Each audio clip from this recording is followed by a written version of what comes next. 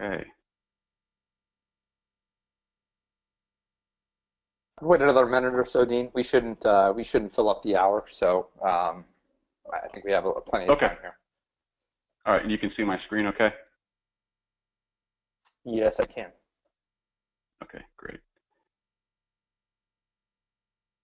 All right. Good deal. All right. I think we're good to go now, Elliot. I'm going to go ahead and get us kicked off. It's about a minute after the hour. So if you joined us, thank you so much for carving out a few minutes. And we just want to take a moment to also thank Fidelity, specifically Carol and Paula. Thank you so much for connecting the dots here. And we're really excited to be on this morning and sharing with everyone.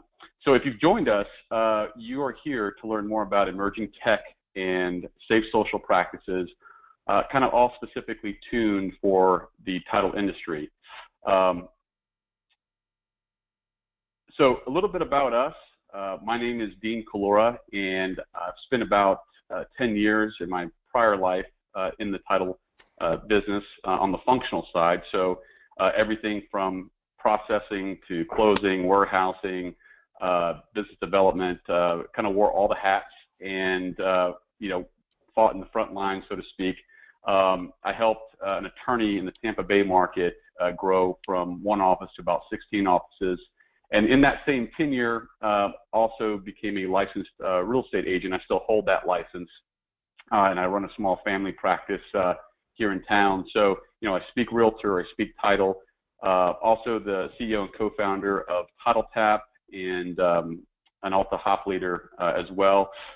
Elliot, you want to give a little bit more about your background? Yeah, sure, Dean. So, like Dean was saying, my name is Elliot Dill. Before I co-founded TitleTap with Dean, I spent a number of years as an IT consultant, specifically for real estate attorneys, title agents, mortgage brokers, and other kind of related industries. And during that time, I not only dove into closing software and setting up all of those things, setting up email, but also building websites and things like that for the industry. So that's kind of how I got my feet into the industry. And what Dean didn't mention real quick is that this is the same talk we did at the ALTA Innovation Bootcamp. There's still one more event. I don't know if anyone is attending that, but it's a good little conference. I think the next one's in Baltimore next month. So, but I did want to mention that. But with Dean as well, I'm an ALTA hop leader as well. So, but yeah, go ahead, Dean. No, I was going to say that's a great point, and a lot of what we're going to talk about today, we actually help customers with every day across the country. So we live this stuff, and so it's just not us talking some rhetoric. We actually practice what we preach here, and so we're really excited to share some of these tips.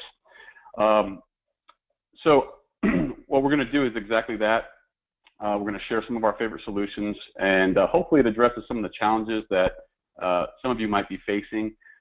We hope you have a few takeaways here, so we've kind of packed these up into a couple different focus areas. We're going to touch on 2 tech time savers, 3 tips to attract customers, and 2 ways to get social media ROI. We are going to reserve questions. You're more than welcome to use that little chat box on the GoToWebinar to submit your questions, but we are going to reserve those questions until the very end. We'll save some time to address as many as we can with the time allotted. So feel free to as you have a question, submit it. Just note we won't get to it till the end. So to kind of kick us off, some just broad questions, right? And maybe some of you can connect with some of these struggles, right? Maybe it's there's just not enough hours in the day, and maybe you've tried a few things with social media and you've gotten frustrated, and you're at the point now where it's like, what's it all even mean anyway? What's the point? Maybe you're struggling, trying to find new agents and new lenders. Maybe those make up part of your customer mix. Or you're trying to go more direct to consumer, and how do you attract more buyers and sellers? And again, you're trying to do this all while running your business, right? So we're really excited because there is an easy way to help you with some of those items. And to sort of kick us off, Elliot's going to dive into our first time saver tip on scheduling meetings. Yeah, thank you. So artificial intelligence, if you search Google, it's the ability to perform tasks that normally require human intelligence or human interaction. And so if you're thinking about scheduling, it might look something like this. Hey, Dean, are you available Tuesday at 2? No, not at 2. How about 1? I have a lunch meeting then. How about Thursday?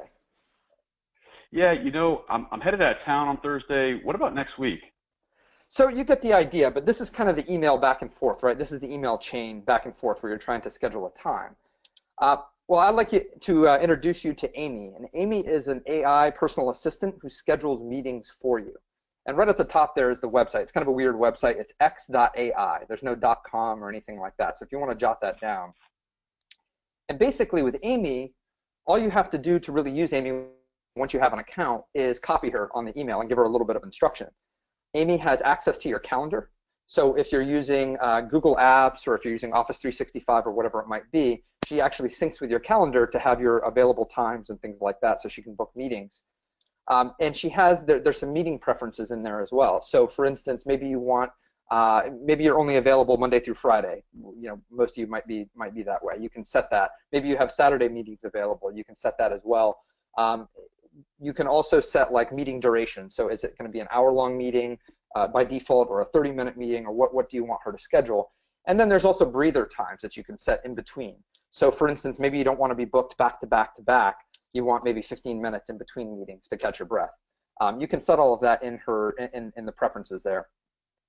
What's really cool about Amy is that you can also set like your favorite meeting spot or your office address. So it might be the coffee shop around the corner. Or if you're like us, we use it for conference calls. So we have our conference bridge information in there by default whenever we use Amy. By default, if you go to the next slide here, Amy will send out invites automatically once she coordinates a time with everybody. So you can think of, you know, it seems like a minor thing, but you can probably kind of think of the time savings. Go to the next slide here, Dean. If you're trying to coordinate with many people, right, and you're trying to find a time that works for everybody, basically all you need to do, if you kind of look over to the left there, is just basically copy Amy on it and give her a little bit of instruction, right? Amy, can you coordinate a quick call? And then Amy will go back and forth with everybody individually and work out a time that's based on your calendar that's kind of meets your preferences. But she'll also blind copy you. So that way you can interject. Say maybe something came up Thursday afternoon. You did have it available, but something came up. You know, you can give Amy like kind of sidebar instructions saying, hey, I really can't meet Thursday. Can we try Friday or next week or something like that instead? So it's a really neat tool that just uses natural language in email. Just in like a very natural way to schedule appointments with people. So when would you want to use Amy? So if you schedule lots of appointments, if you like the cutting edge, or if you just simply want to impress your friends, Amy's a pretty neat tool. There's a free version, and I think you have like five meetings that you can schedule a month or something like that with it. But then there's paid versions if you want to do 20, 50, 100 meetings or whatever it is that you need. But it's a pretty neat tool. Yeah, it's really cool. We've obviously have been using it, and it's just neat to say. I mean, so Elliot, I think some of the comments we've had in the past have been like, hey, you know, that assistant of yours is really good. You know, where did you find her? And we're in the back just kind of chuckling, going, yeah, she's not a real person. You know, it's just it's hilarious, but that's where we are. And if you think about the time savings there, it's pretty remarkable. So yeah, highly encourage you guys to check that out. So good deal. Time saver number 2, finding content. I'll let Dean kind of talk about that one. Yeah. So you know, if I could see everyone kind of in the audience right now, I bet with a show of hands, there's a good majority of you that read some sort of sourced content. Maybe you have a favorite paper. Maybe you are tied into several sources online. And maybe you read, you know, typically the average is, you know, a couple times a week. Maybe some of you it's daily. And so, you know, keeping up with that industry news and those multiple sources, again, it's a carve out of time. And what a lot of people are trying to do is always come up with relevant content that they can share with their audience, their customer base.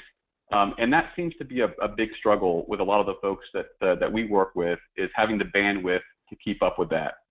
So we'd like to share Paperly, and again, at the top you'll see where you can find a lot of these sources.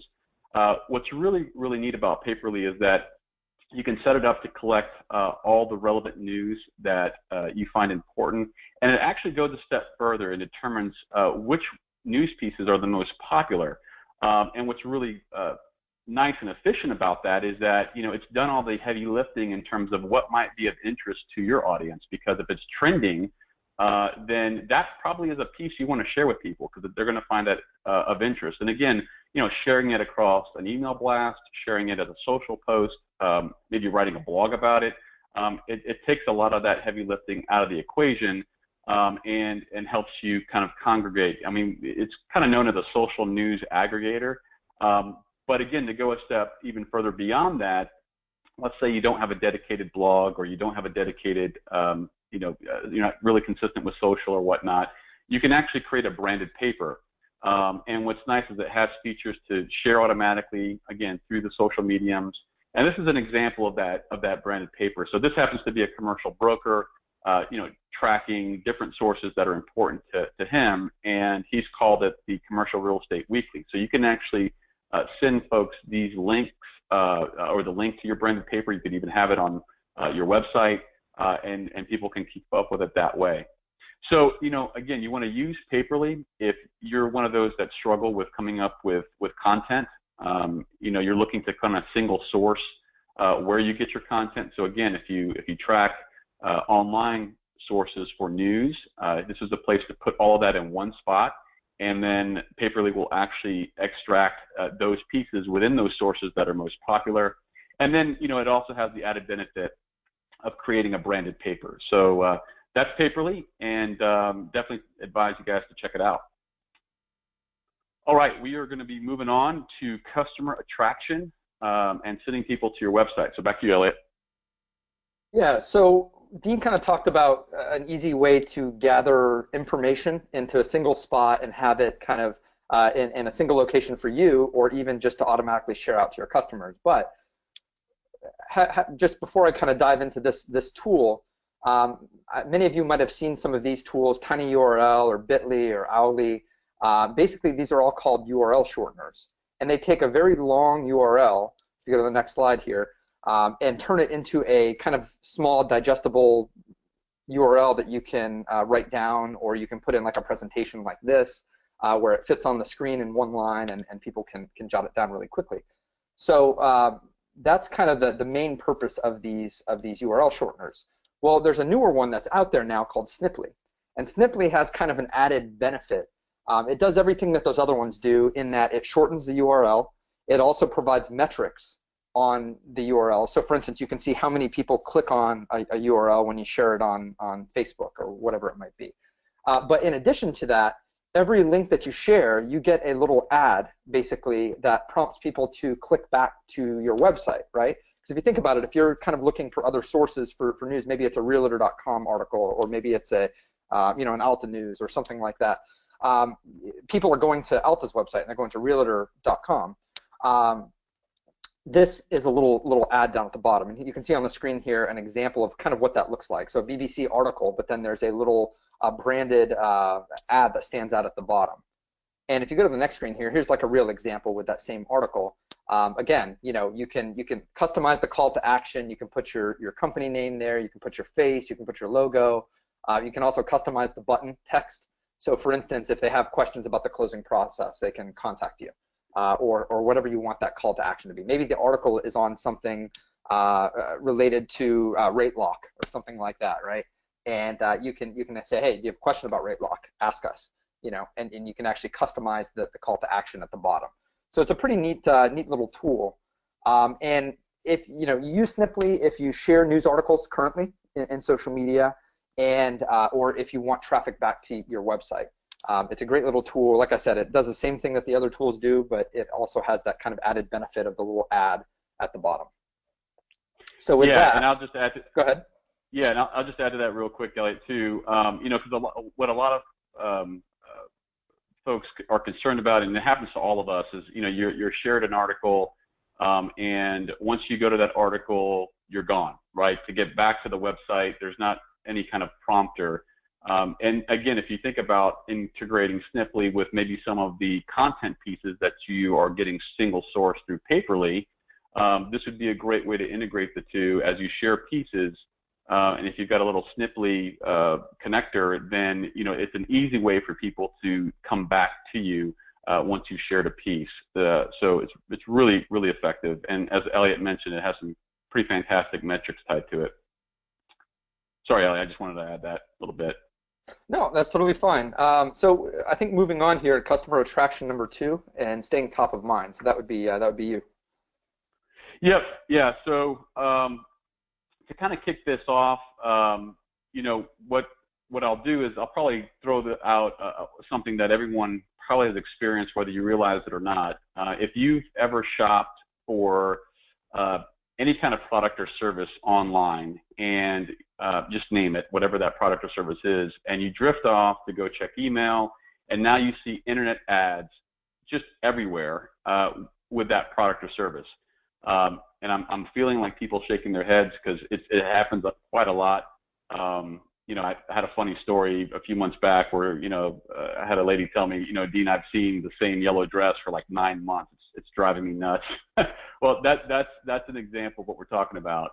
And so it's really the current way, though, to stay top of mind. And there's several companies that offer that service.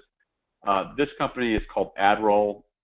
AdRoll.com, and again, that whole concept is called remarketing or retargeting, and it's really powerful because it's an organic way to have sort of trusted marketing and being more current in how you stay top of mind. So if you think about it, you know, someone has found you, whether it was Google, whether it was Facebook, or you know, maybe they heard word of mouth and they searched your name. And once they've gotten to your website, and again, they did that organically on their own, now a few days later, they start getting ads that are, you know, reminding them that you're there to help them with their closing needs. And what's nice is that it's advertising really to those that are most likely to use your service. You know, they sought you out first because they had a need. And so, you know, staying top of mind is almost welcomed in a way. Although, you know, again, 9 months is probably overkill. 45 to 60 days is probably more in line with how you might want to time that out.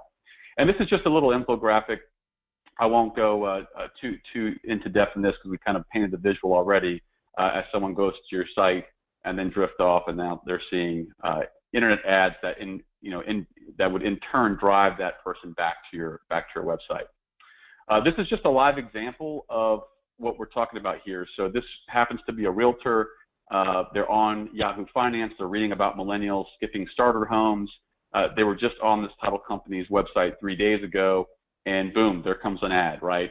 Get quick monthly tips, sell more real estate. And so, you know, they're familiar with that company. They were just there. They click on that ad. It drives them back to their site. And if you think about it in actual functional terms, you know, the realtor that's reading this may have not had a deal 3 days ago. Right? Maybe they didn't have a contract at that point. Fast forward 3 or 4 days later, and a deal has come together. Now they have a contract. They haven't sought out anybody just yet, and they see the ad. So again, it's just a nice top of mind.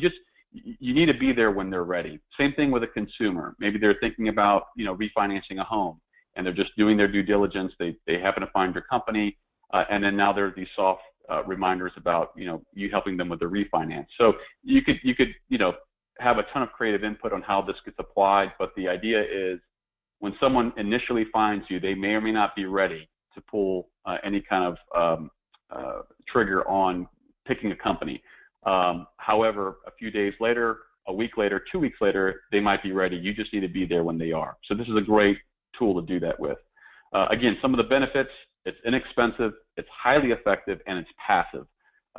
So AdRoll.com is something you want to look into, again, to stay top of mind if you're looking for a cost-effective way to do that and more of a set it and forget it.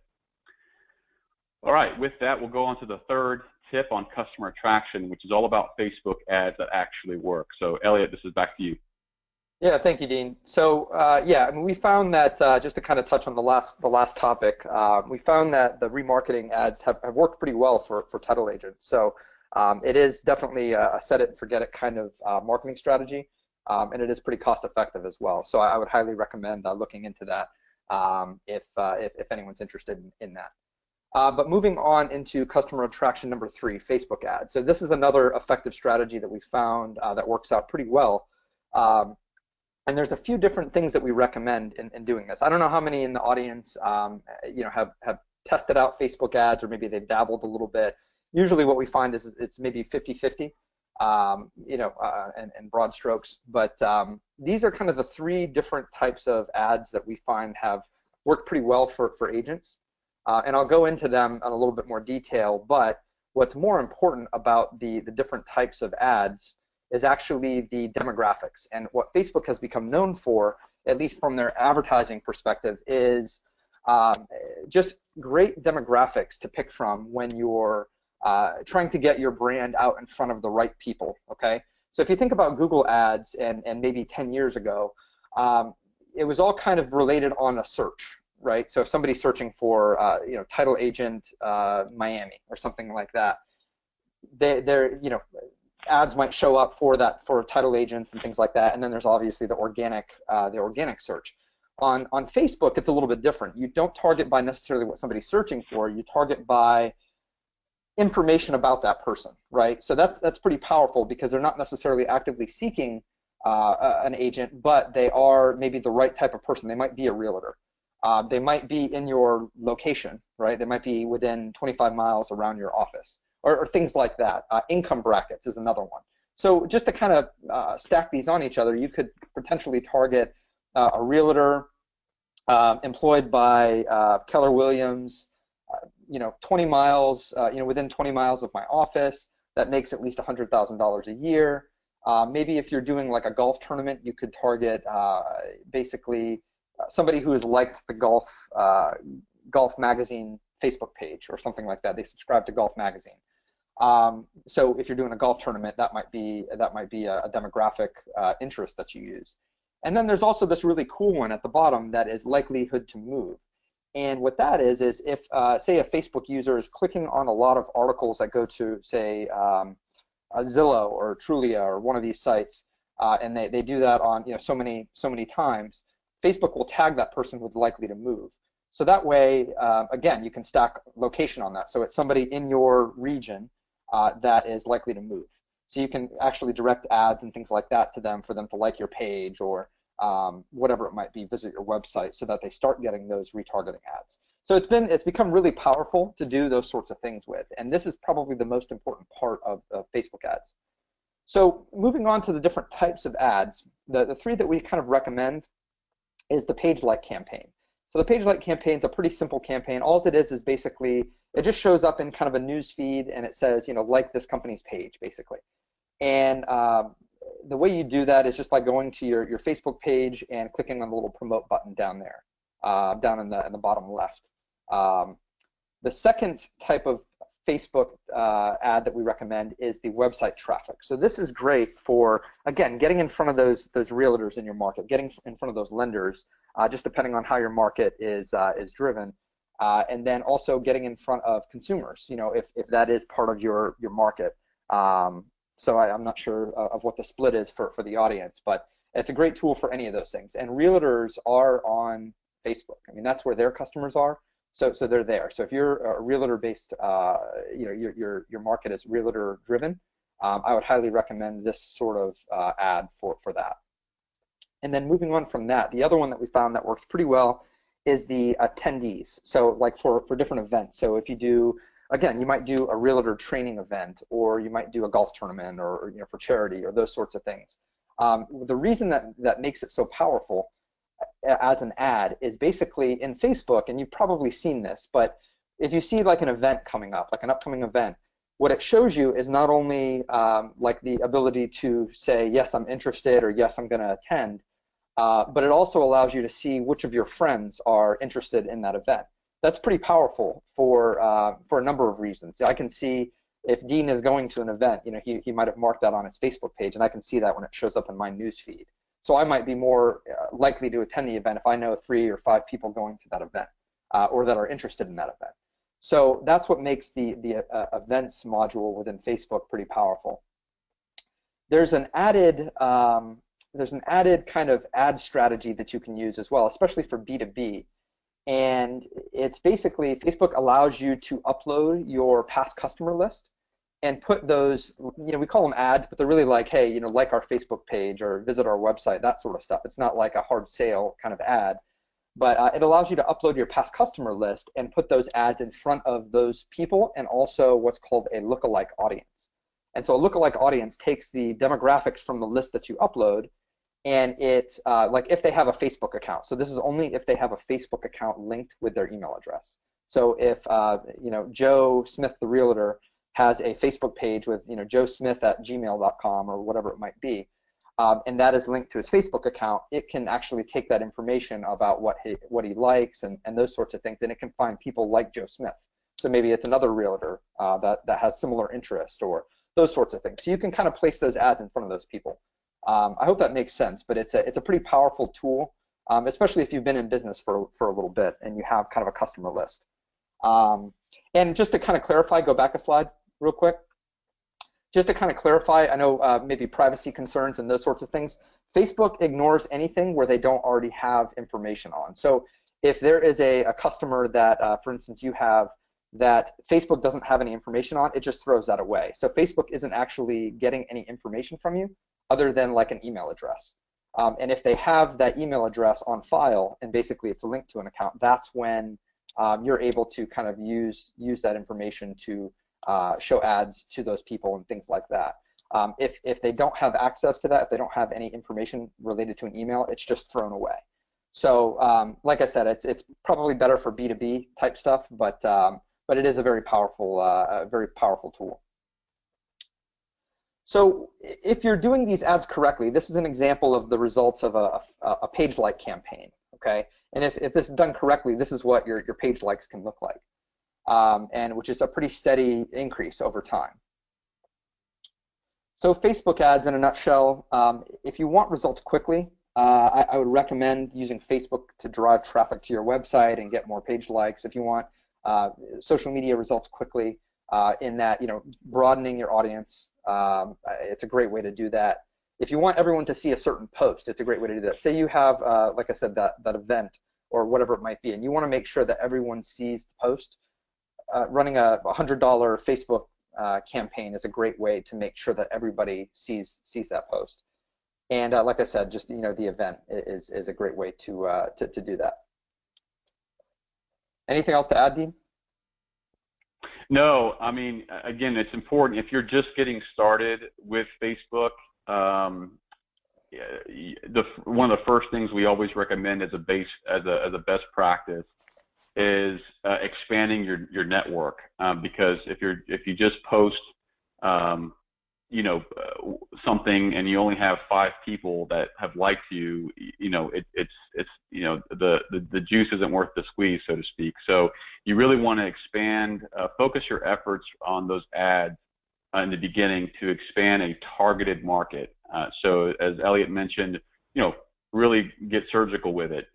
Fine tune the demographic you're after in your market, and work on just building up 100, 200, 300 likes before you spend a ton of time adding a bunch of content and posts.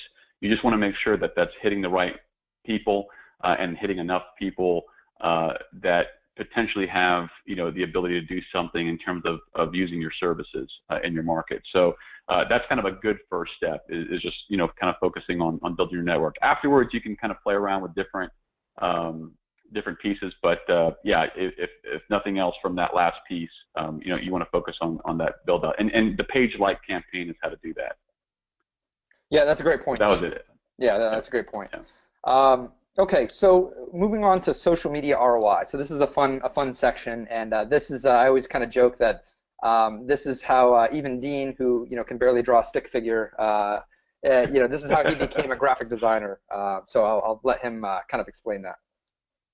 I have you know, I look like a rock star to my 5-year-old though, so I'm doing okay.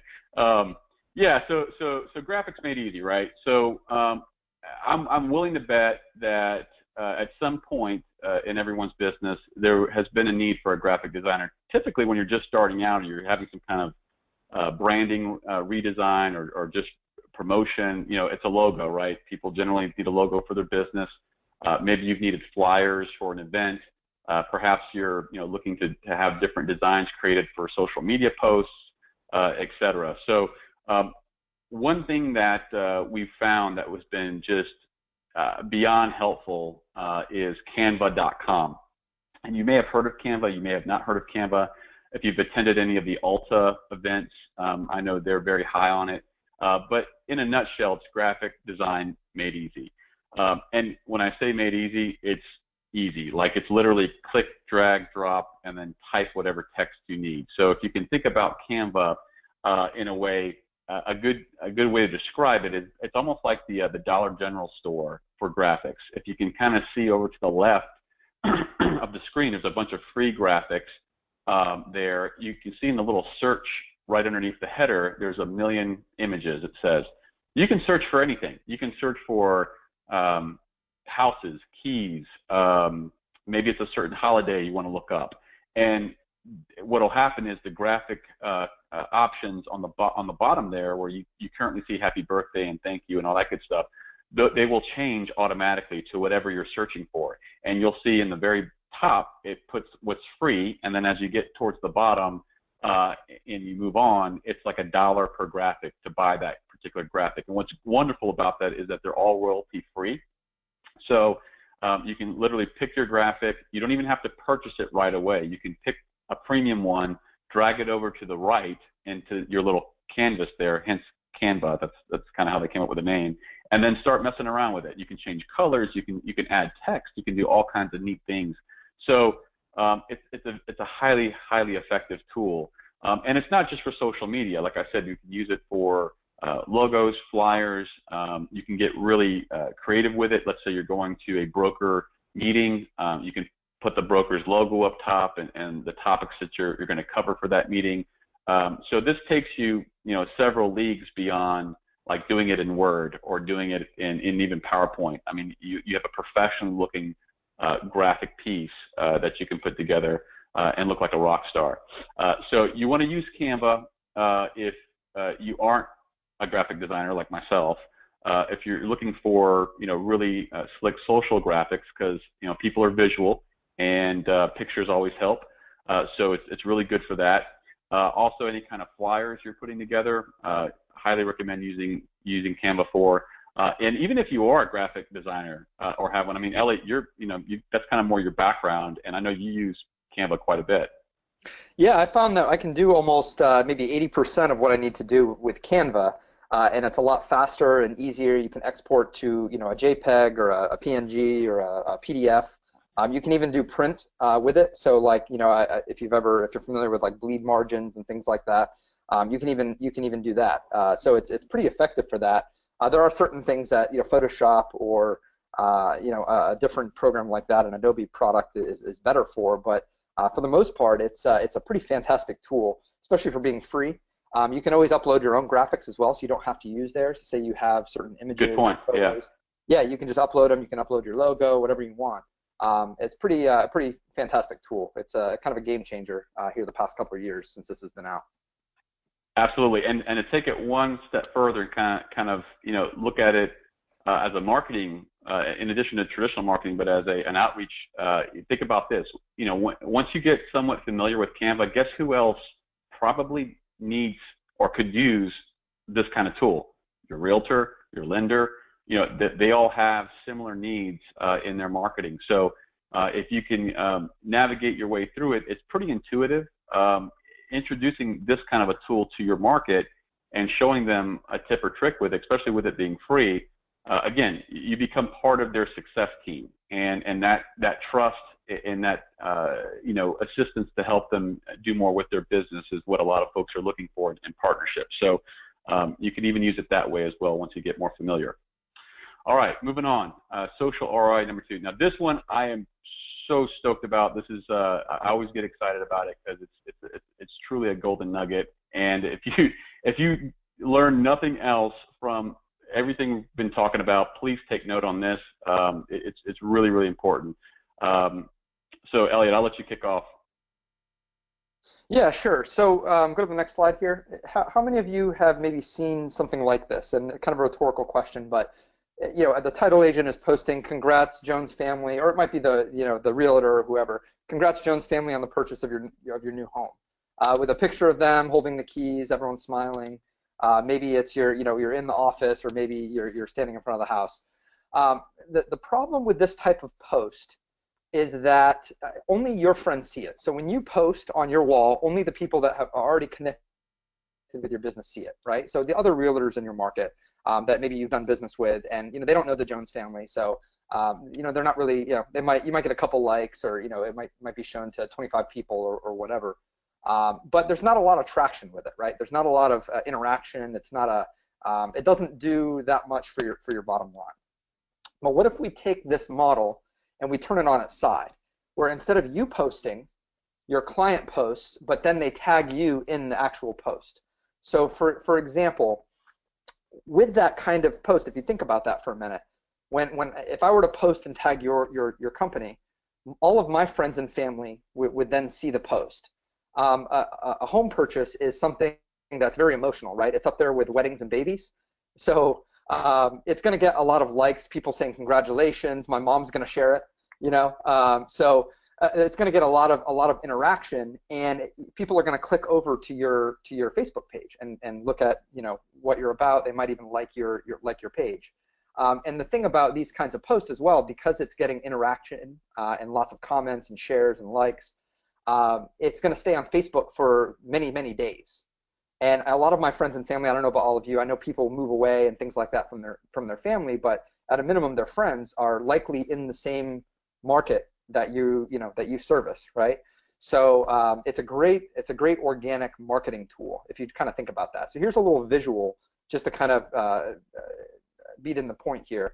I tag your company in a post, and then all of my friends and family kind of see that post, and they click over to your company page. You'll get some likes from it. And then, if that happens a couple times where, my friend Joe has used your company, and then my friend Sue has also used your company, I'm going to recognize your brand, when it comes my turn to do the same thing. And even if I'm a realtor, I have a realtor friend, maybe a new realtor moves to town or something like that, I can recommend, hey, yeah, I actually know this title company. I see them everywhere. So it's just a great way to do this. So how do you actually accomplish this? How do you actually get a client to post on your behalf? Here's kind of what we recommend to train your staff. So at the end of a closing, if most people have smartphones now, they'll probably have them out at the closing table, and I know some places I've heard that are doing away with that, but maybe when they walk out of the closing of the conference room there.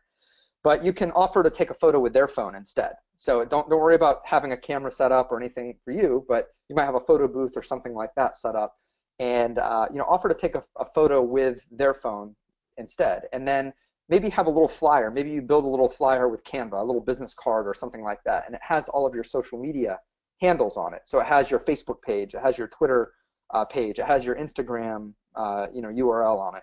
So that way you can just hand it to them, and you can say, hey, if you post that, thanks again for closing. If you post that to social media, we'd love for you to tag us in it. That would keep us connected. And down the road, if you ever have a refinance or something like that, please reach out. So it just kind of gives you away. And now, not everyone is going to do that. Not everyone is going to tag your company, but even a few of them a week is fantastic marketing.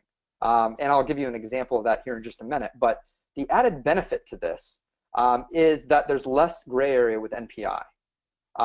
So if you think about that, you haven't disclosed anything. You haven't published any people's names or anything like that to social media. You haven't published anything publicly.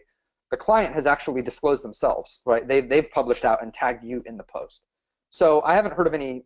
Dean and I are not attorneys, but I haven't heard of any cases where this has come back to bite anybody. I'm not saying they don't exist, but it seems like it would be a far better strategy to use as well.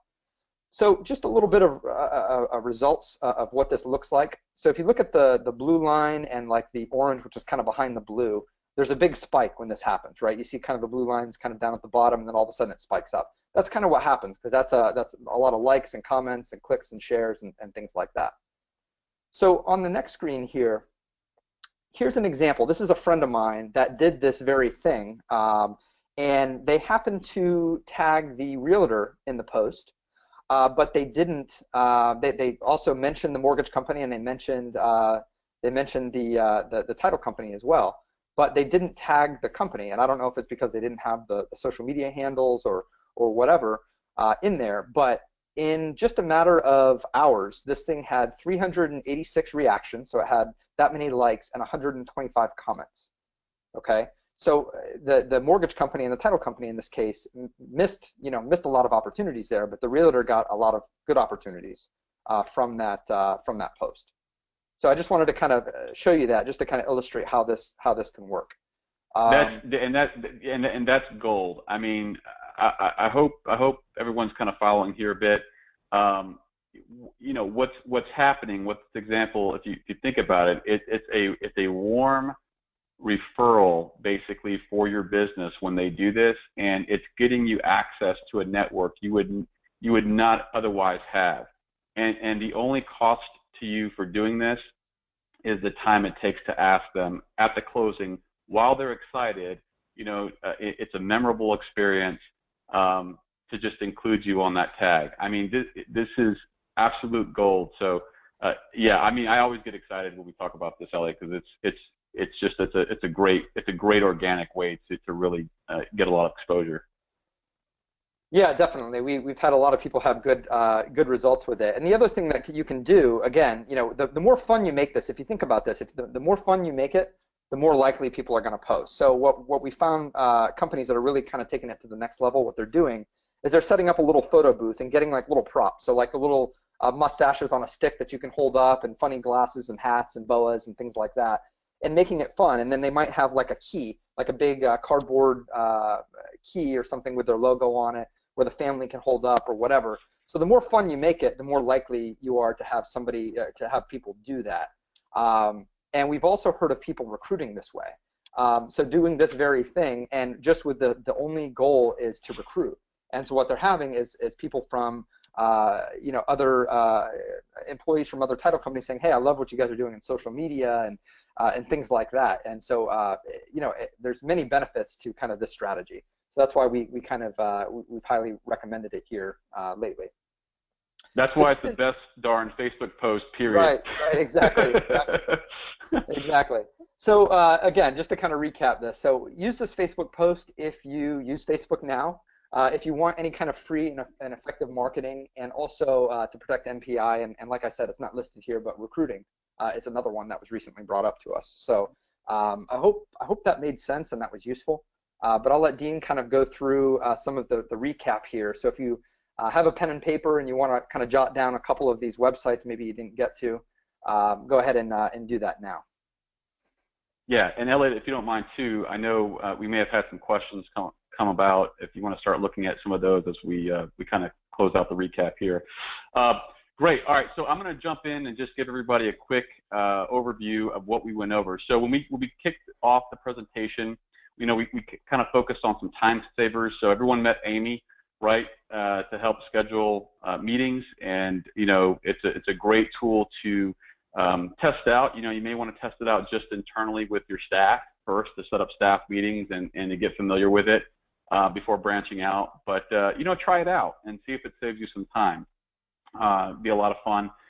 Then we moved on to Paperly, really to help consolidate how you consume your content, but also to track what's trending and to share pieces that are meaningful. And if it's trending and it's popular, it's probably going to be popular for your audience as well. So Paperly is a great way to consolidate your sources of content and to easily share.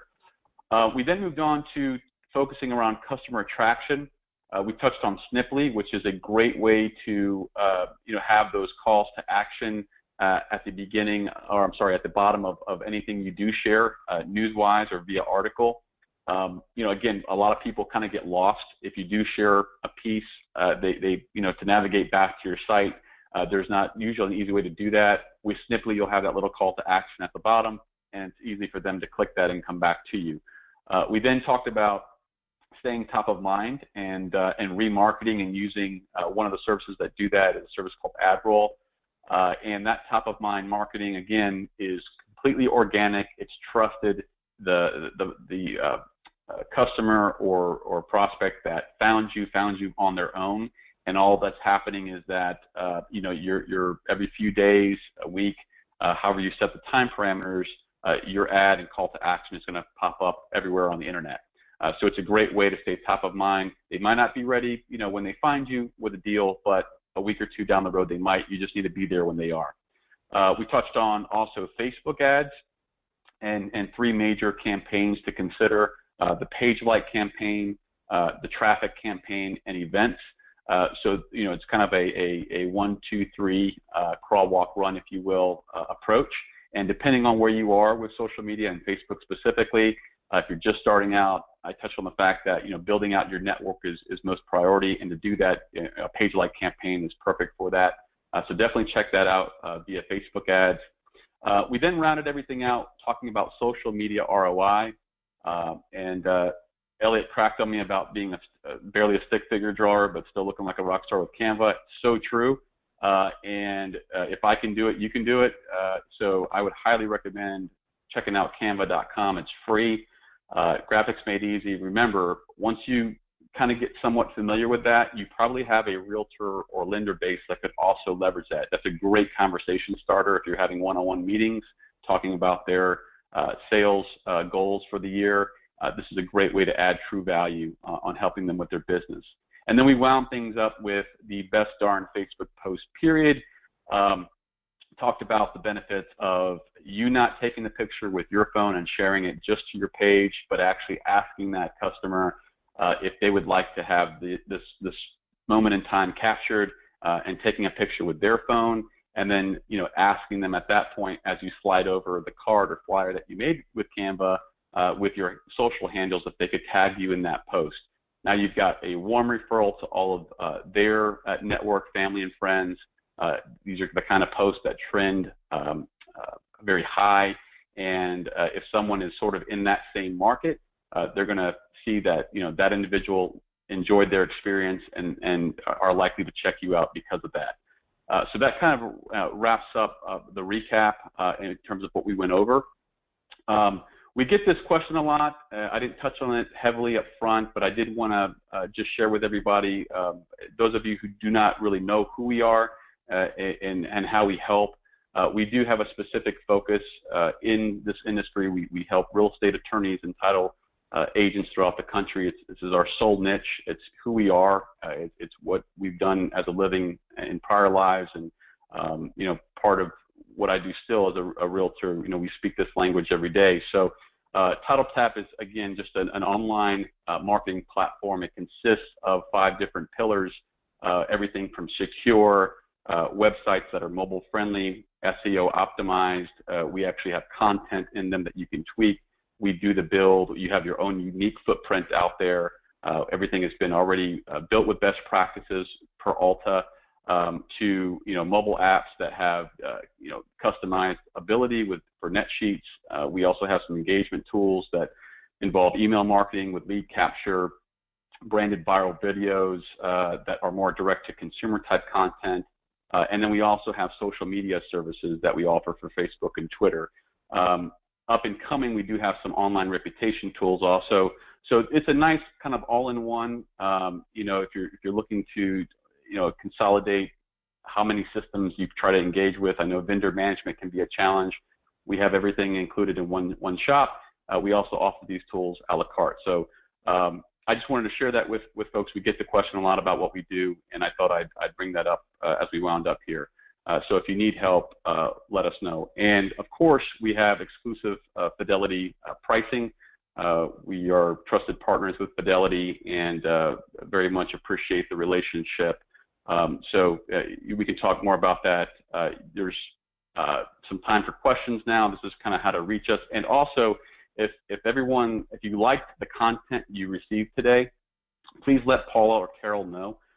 we're very passionate on education and giving, tools and tips that people can leverage with their business, not just telling you about it, but also building context. I think that also can become part of a problem when you consume a lot of information. Well, how do I apply to my business? So fortunately, we've lived the business, and we try to always parallel what we teach with actual practice. And so hopefully you guys got some of that today. Elliot, I don't know, have you had a chance? Do we have some questions? Yeah, nothing that hasn't already been answered, Dean. So nothing major that hasn't already been answered. So I think we're able to wrap up. If you need to get a hold of us, we're, like I said, we love to help. And that is the website and also the email address there. So if you think of something after we get off or whatever, just reach out. So thank you, everyone, for joining us. Yeah, thank you for joining us. Again, Paul and Carol, thank you for having us, and we hope everybody has a great rest of the week, great weekend, and to your success. We are TitleTap. We're out. Have a good one.